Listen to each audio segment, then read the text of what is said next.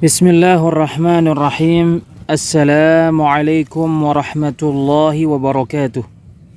Bismillah. Wassalatu wassalamu ala rasulillah wa ala alihi wa ashabihi wa man walah. Amma ba'd.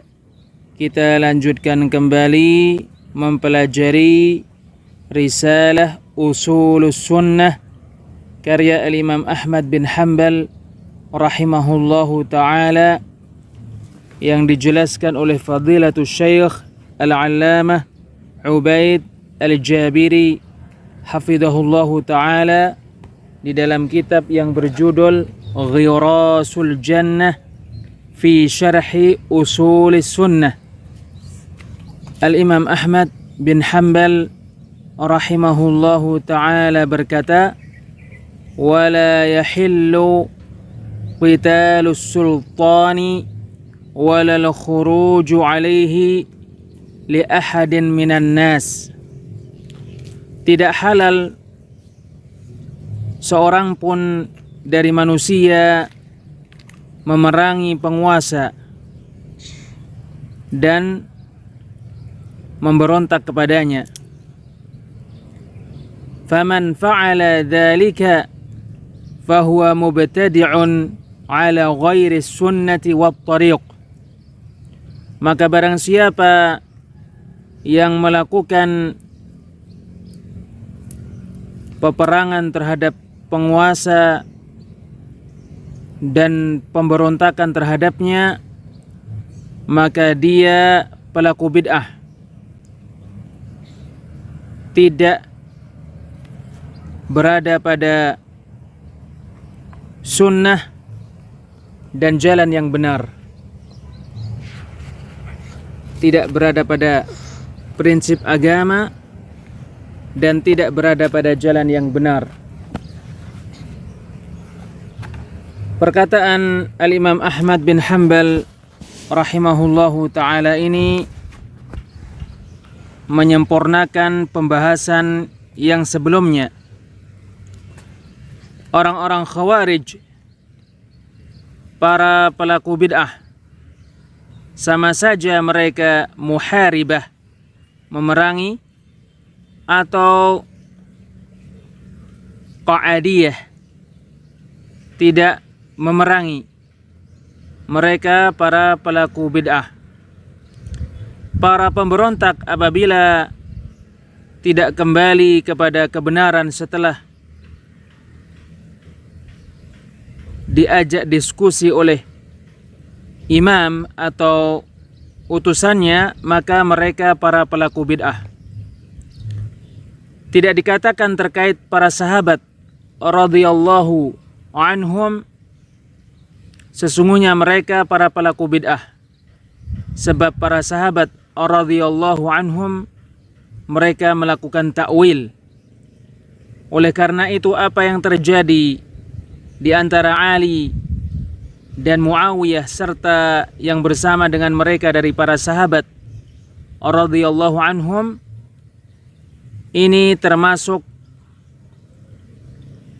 karena takwil. Para sahabat radhiyallahu anhum mereka memiliki penjagaan keimanan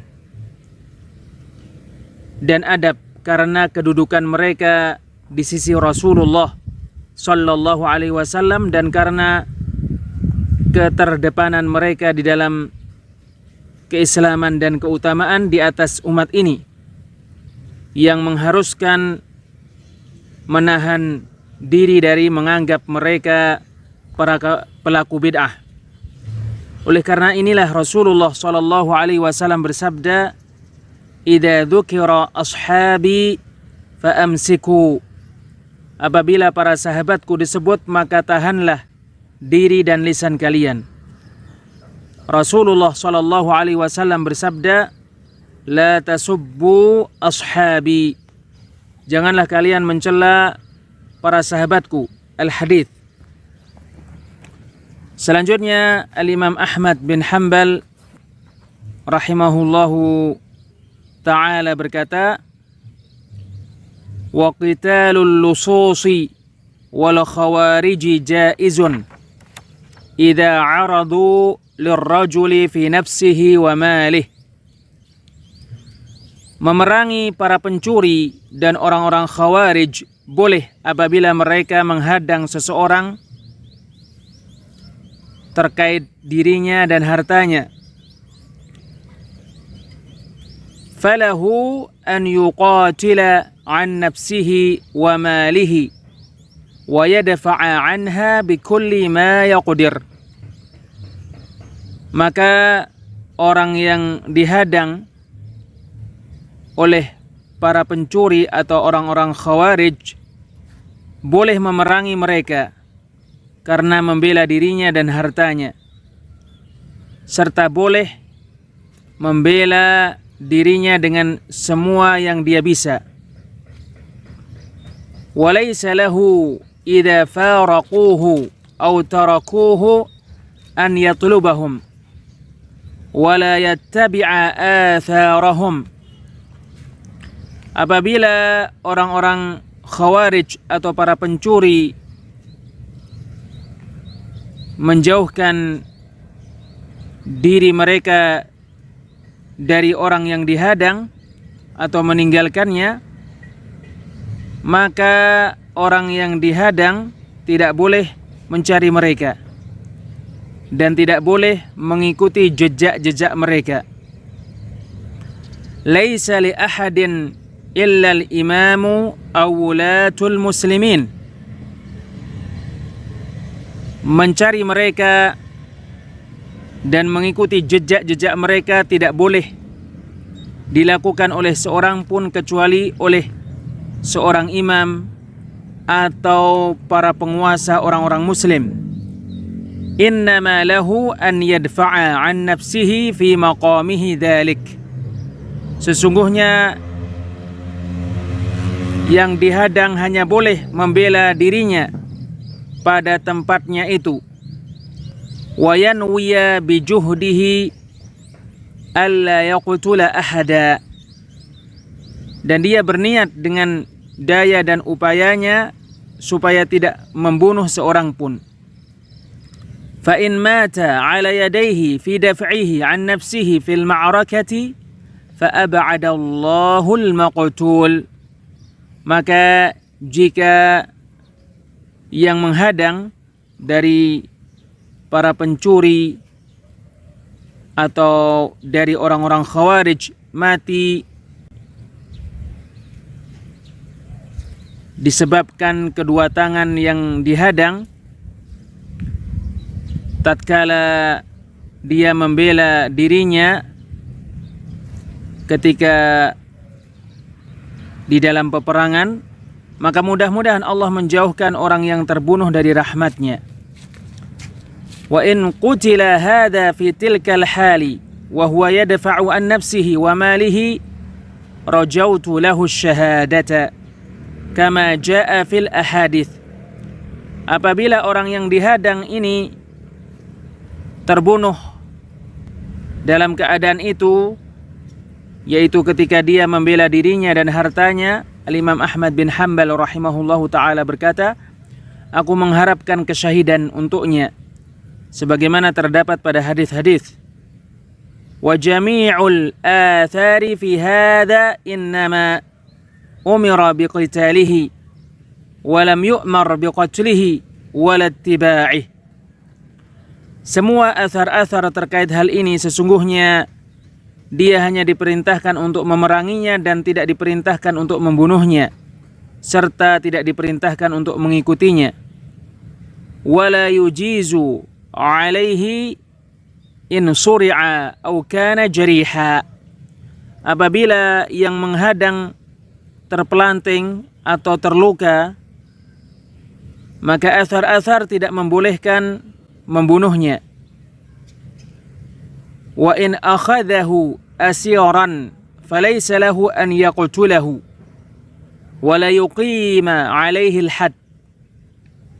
Apabila orang yang dihadang mengambil yang menghadang sebagai tawanan, maka yang dihadang tidak boleh membunuhnya dan tidak boleh menegakkan had padanya. Walakin yarfa'u amrahu ila man wallahu Allahu fayahkumu fih. Tetapi orang yang dihadang mengangkat perkara orang yang menghadang kepada siapa yang Allah jadikan berkuasa, sehingga yang Allah jadikan berkuasa memutuskan hukum terkait urusannya.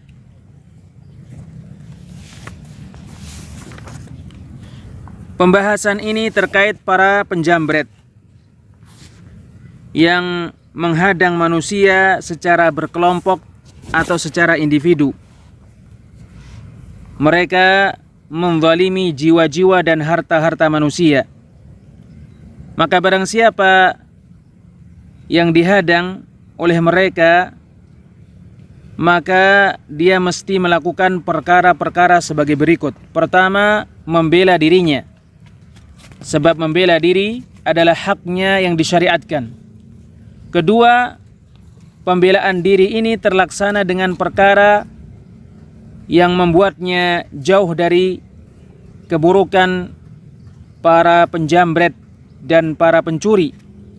Maka jika dia sudah terjauhkan dari kejahatan mereka dan aman dari mereka tanpa membunuh, maka dia tidak melakukan lebih dari hal itu.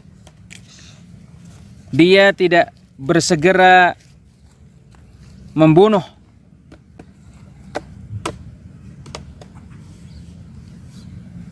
para pencuri atau orang-orang Khawarij sampai dominan pada perkiraannya sesungguhnya mereka berusaha ingin membunuhnya. Ambillah contoh. Apabila orang yang berbuat kezaliman, orang yang mencuri, orang yang menghadang, orang yang menjambret memiliki tongkat atau pisau atau alat berat seperti palu, sedangkan yang dizalimi, yang dihadang, yang hendak dicuri hartanya atau hendak dibunuh jiwanya, membawa senjata yang bisa membunuh, maka siapa di antara mereka yang lebih kuat? Yang menyerang atau yang membela diri? Yang membela diri.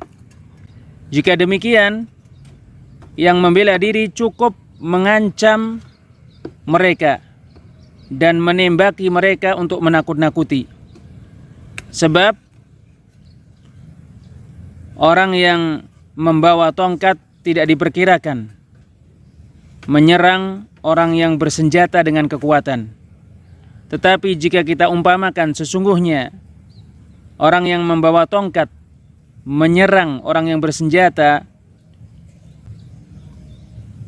memeranginya dan tidak peduli dengan kematian, dia terlatih dan dia memiliki trik-trik yang bisa membuat orang yang diserang lalai, maka yang membela diri boleh menembakinya,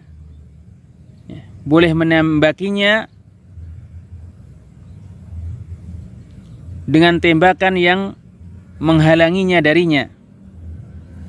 Maka dia menembak tangannya atau menembak kakinya. Dan jika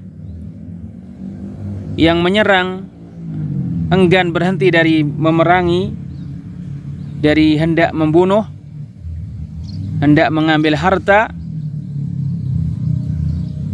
dan orang yang membela diri dominan pada prasangkanya bahwasannya yang menyerang betul-betul hendak membunuhnya, dan dia telah mengetahui darinya makar dan rencana yang jahat, maka yang membela diri membunuh yang menyerang dan tidak ada ampun baginya. Perkara yang ketiga, apabila orang-orang Khawarij atau para pencuri melarikan diri, maka yang membela diri tidak mengikuti mereka, sebab mereka menginginkan sesuatu darinya, yaitu jiwanya atau hartanya, lalu Allah menyelamatkannya dari mereka. Tetapi tidak masalah dia berhati-hati dan mencari informasi tentang mereka, di mana dia waspada dari serangan mereka terhadapnya. Hal ini tidak masalah dia lakukan. Apabila salah seorang dari yang menyerang, salah seorang dari pencuri, atau salah seorang dari penjamret, atau salah seorang dari orang-orang Khawarij terkena senjata orang yang dizalimi dan dia terjatuh di tanah, maka orang yang membela diri, orang yang terzalimi, orang yang dizalimi tidak boleh membunuh orang yang terluka. Dia meninggalkannya sebab keburukannya sudah jauh darinya. Inilah yang dituju. Sebab yang dimaksudkan adalah memeranginya, yaitu berusaha untuk menolaknya, dan tidak dimaksudkan membunuh orang-orang Khawarij ini, para pencuri ini. Membunuh hanyalah obat yang terakhir, sebagaimana dikatakan akhirud dawa'il kai. Obat yang terakhir adalah kai. Maka membunuh adalah perkara yang dituju orang yang dizalimi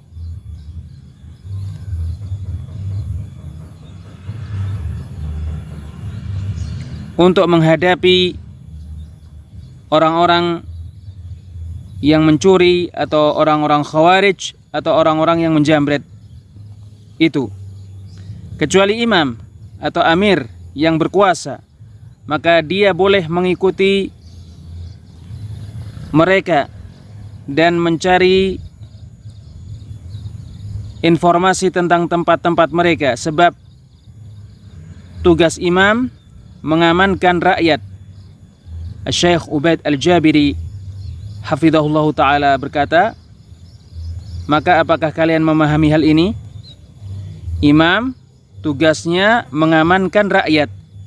Adapun yang dizalimi tugasnya mengamankan dirinya, dan mengamankan dirinya benar-benar telah terlaksana. Tetapi imam belum. Imam mesti menghabisi mereka sampai ke akar-akarnya, dan mesti menghancurkan kaidah-kaidah mereka yang mereka berangkat darinya, sehingga ahli suatu negeri atau ahli negeri-negeri aman dari keburukan mereka. Seandainya salah seorang dari orang-orang yang berbuat zalim dengan mencuri, memberontak, atau menjamret, dari para penjamret dan para pencuri ditangkap oleh yang dizalimi, apa yang dilakukan oleh orang yang dizalimi terhadap orang yang menzalimi? Orang yang dizalimi mengangkat urusan orang yang menzalimi kepada amir atau penguasa, kemudian meninggalkannya. Sebab amir, penguasa, yang akan melihat terkait perkara orang yang berbuat zalim dengan mencuri atau memberontak atau menjamret. Apakah orang ini berhak untuk dibunuh atau tidak berhak untuk dibunuh? Kadangkala dia ditipu oleh pemimpinnya yang ada di belakangnya. Amir, penguasa, melihat dan berijtihad. Sebab bersama amir ahlul hilli wal aqd, dari para ulama, para hakim, para mufti, dan orang-orang yang bermusyawarah dengannya. Merekalah yang memutuskan perkara orang yang berbuat kezaliman itu. Adapun orang yang dizalimi, maka haknya menyerahkan orang yang menzaliminya kepada amir atau wakilnya. Kemudian Al-Imam Ahmad rahimahullahu ta'ala, penulis risalah Ushulus Sunnah, membuat kesimpulan bahwasannya orang yang terbunuh karena membela hartanya atau jiwanya ini syahid. Terdapat athar-athar terkait hal ini. Rasulullah sallallahu alaihi wasallam bersabda, "Man qutila duna malihi fahuwa syahid."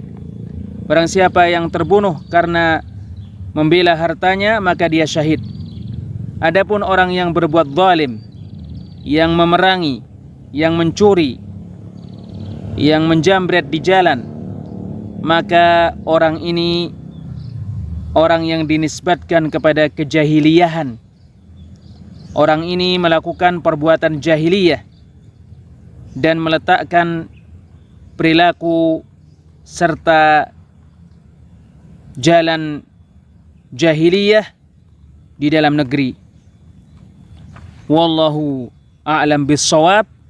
Insyaallah kita lanjutkan pada pertemuan yang lainnya. Subhanakallahumma wa bihamdik, asyhadu an la ilaha illa anta, astaghfiruka wa atubu ilaik. Wassalamualaikum warahmatullahi wabarakatuh.